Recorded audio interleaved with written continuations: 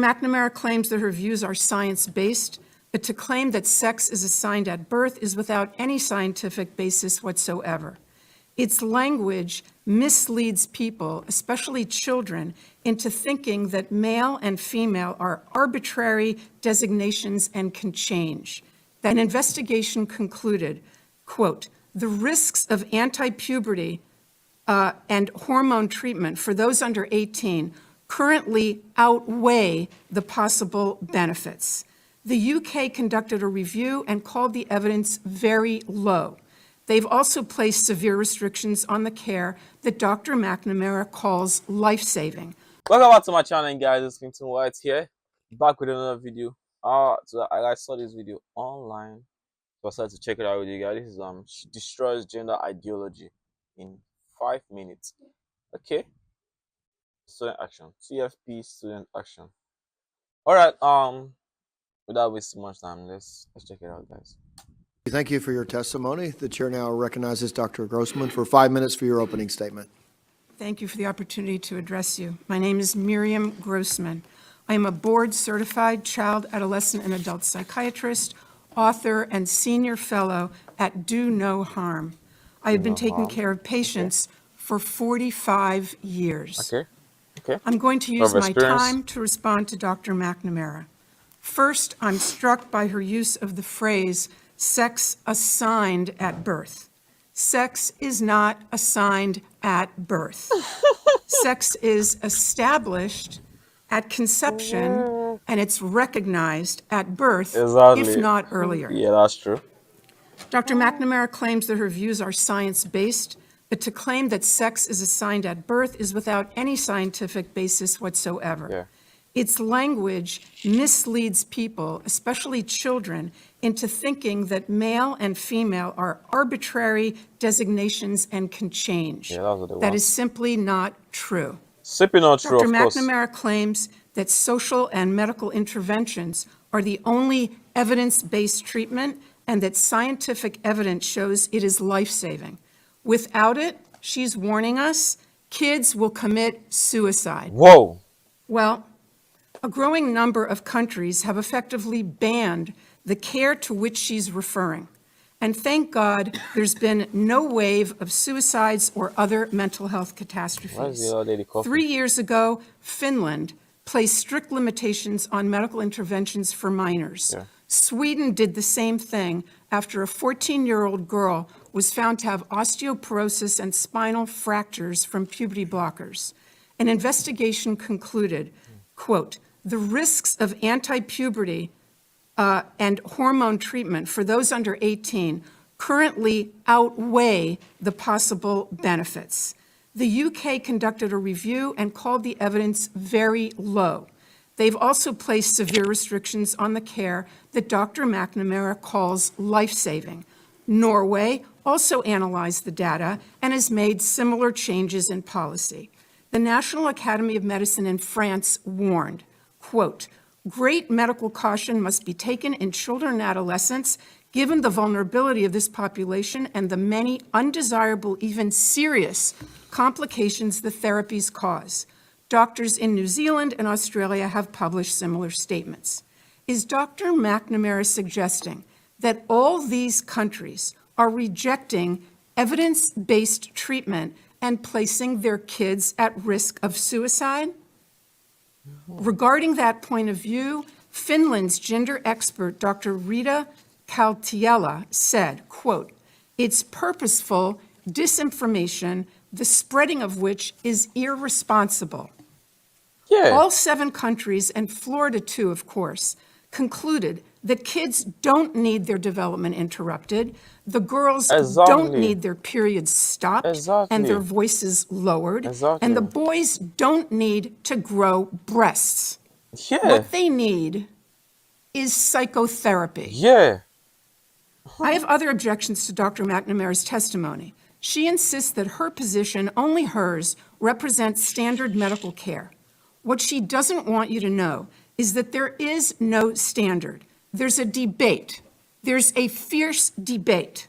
And on the side opposite her stand such prominent figures as Stephen Levine, Kenneth Zucker, Paul McHugh, and James Cantor, among others. These doctors are giants in the field. They have been treating transgender patients and gathering data and publishing papers about them, and I mean no disrespect here, but since before Dr. McNamara was born. The point is that those veteran clinicians and others who have wisdom and experience are ignored because they disagree with the current narrative. They're against medical interventions for the same reason those 7 countries are. There is no evidence of long-term benefit, but there is evidence of harm. I'll end by quoting Jamie Reed, the courageous whistleblower from the Children's Gender Clinic in St. Louis. I believe that that hospital receives the medical education funding that we're discussing today. She said that doctors at that clinic said, "We are building the plane while we are flying it." We are building the plane while we are flying it. That's how they described the treatment at their gender clinic. Our precious tax dollars should not support such a perilous experiment. Thank you. I like this. I actually like this guy. She brought up like a lot of fun. So we are building the plane while we are flying it. It doesn't work that way. You have to build the plane first, and then you fly it. Okay. Talking about the whole gender ideology thing. You know, forcing people to think otherwise of themselves, and then assigning them or giving them drugs or medications that are actually going to like end up destroying their life in the in the long run. You know, like the puberty blockers that she talked about. You know, it has had some significant side effects. She said issues relating to the spinal cord and stuff. But why will you want to do that to yourself? Like, I don't see the reason why people take those kind of risks just to prove a point. Taking a risk that can destroy a person's life just to prove a point doesn't make any sense. If you don't believe uh, that gender is not assigned, or, or if you believe that gender is assigned at birth, then I can consider that to be like a self deception.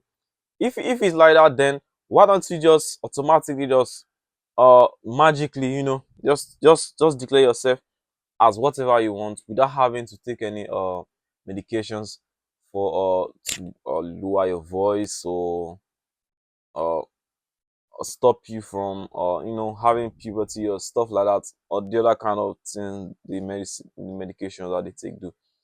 Why do you need medications to prove what you are? That's messed up. Doesn't make any sense to me. Doesn't make any sense to me as well. I think this particular issue has gotten out of the hand of like random conversations. It has gotten to a higher level of psychological conversation. This is crazy, guy. This is mental. Like, I've been like checking out videos of this whole gender ideology thing for like a very long time, and it has never made any sense to me. All I see is people causing harm to themselves, people damaging their organs, people damaging their systems and all that. Messed up, guys. Really, really messed up. I don't see this. And it's actually, hold on. First of all, this whole stuff of gender ideology, it's actually, I think it affects a lot of things that are happening right now. Like it has negative impact on children. It has a negative impact on women's rights. So now when you're talking talk about who a woman is, a biological male comes in the picture too. They're trying to claim some of those rights that have been assigned to a woman. Kind of like undermining women's rights. So especially like in some sports or single sex spaces. So imagine like someone that claimed that their gender was not properly assigned to them, and then transition to be like a woman. Let's say the guy has a very high talent, gifted very well in playing let's sport like the basketball, right? And then get drafted to the no, not get, okay, let's just imagine, since we are imagining things, and get drafted to the WNBA. Don't you think um he is going to like outperform the rest of the players on the women national basketball team? Of course, it's very possible, you know. But then where will the actual women participate or show out their talents in? Where exactly are they safe at? Where exactly are they going to like uh display some certain thing that pertain to them and them alone, without having interference from outside people or external parties, or people claiming to be them while they are not? Messed up, guy. This is a very long discussion to talk about. I'll be checking out this video I saw online. I think it was like Jubilee. Yeah, it was Jubilee. So they invited Charlie Kirk, and then he was like against a couple of people that have issues with discussions like this. Bro, he murdered, like he destroyed them. Like the way he like presented his argument, most of them couldn't even answer the proper question, especially the question on like what is a woman. Long story.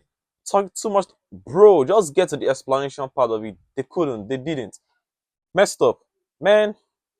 Anyway, let me know what you guys think about this argument, this issue down in the comment section. Don't forget to like, share, subscribe, and now give it a thumbs up if you like this video. I'll see you guys in the next one.